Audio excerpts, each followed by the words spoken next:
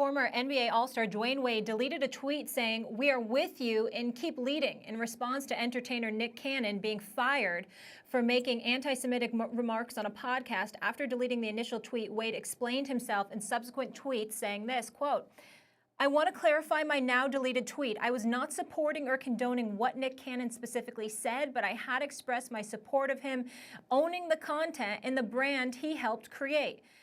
I was too quick to respond without being fully informed about his hurtful anti-Semitic remarks. As you all know, I have zero tolerance for any hate speech." Max, your reaction to the situation involving Dwyane Wade? I think Dwyane Wade explained himself very well there, and I don't think there's anything further to really discuss. He said he wasn't fully informed about what happened. He doesn't tolerate hate speech, and he didn't mean to support any anti-Semitic statement, and that's that from Dwyane Wade's point of view. From Nick Cannon's point of view, I want to be clear about something, because a lot of times this stuff comes up, and Stephen A., I think, made the best point about this last week. When Stephen A., you said, I was talking about people being susceptible to low-quality information, and you said, hey, people need to think before they talk. Everyone's talking too much, and we were kind of debating that back and forth. But ultimately, the point that you seem to be making to me was, if you're going to say something unpopular, understand the consequences. People will, the cancel culture will come for you, but after that, to get in everyone's good graces again, you're going to have to convince people of your sincerity about the apology.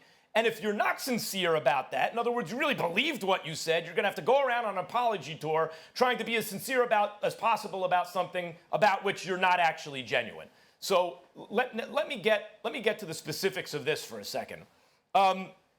Nick Cannon said that, echoing kind of what Deshaun Jackson said, this idea that he said the Jews essentially control the media, or he was playing upon that theme. And that's an old anti-Semitic trope. And he said during the explanation for why he was talking about it that the Ashkenazi Jews, meaning white Jews, when people think about who's Jewish in this country, that's who he's referring to, are not the real Jews. So anything he says about them can't be anti-Semitic, because the Semitic people are African Americans, in fact. First of all, that is conflating religious mythology with anthropology and then going back to a religious text to try to piece it all together. That actually indicates that, in fact, Nick Cannon is susceptible to low-quality information. In other words, parts of that are true, but not his conclusion. But more importantly, what he's saying is this group that's being demonized in this way, that's not anti-Semitism. Does that mean it's okay to say about that group, Nick? Because you're just redefining what anti-Semitic means and then saying, since that doesn't apply to that hate speech against that group, therefore, or demonizing speech toward that group, then that's okay because it doesn't fit into your new definition of what anti-Semitism means? No. And that's something that I'd like to hear Nick Cannon speak about. I like Nick Cannon, Stephen A. Find him entertaining. He clearly has like a good personality, and I don't think he's stupid. So I would like to hear what he has to say about that. Now, Nick Cannon has since come out and said, hey, and explained himself further too. And I get it. In other words, he's saying, look, my heart's in the right place. I want to move forward and educate myself and have a cultural exchange. And all that's good. But what I specifically want to hear about is it okay, however you want to define that out group, the group of other that's being demonized in your speech, do you think it's okay so long as it's not, as you don't define it, as anti-Semitic? Because that's not okay. And that's the crux of the issue for me.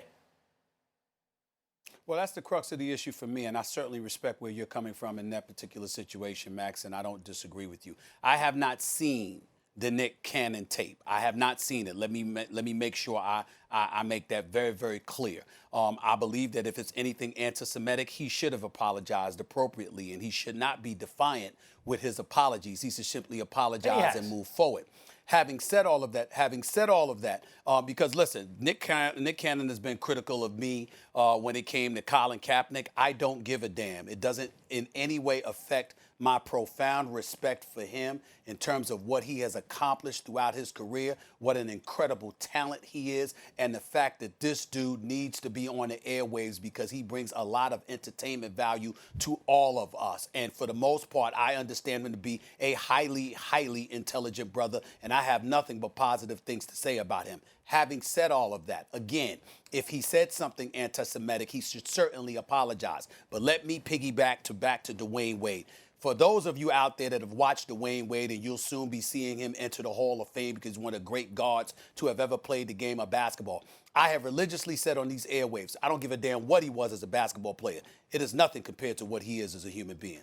Dwyane Wade is one of the most special brothers you will ever find in your life. He doesn't have a hateful bone in his body. I've known him for years, and I'm telling you what I know about this guy. He has a daughter that is a part of the LGBTQ community. We all know about that story. Plus, he's a black man. So if there's anybody that has experienced hate and is biased and has elevated their level of sensitivity to such issues, it would be somebody like him. There is nothing to excoriate or to crucify Dwyane Wade about. He highlighted and illuminated the fact that there was a level of understanding that he might not have had about what Nick Cannon specifically alluded to. But his support of Nick Cannon, I think it's important to understand because he's not the only person that has come out, whether publicly or privately, to support Nick Cannon. A lot of folks in the African-American community are coming to Nick Cannon's support.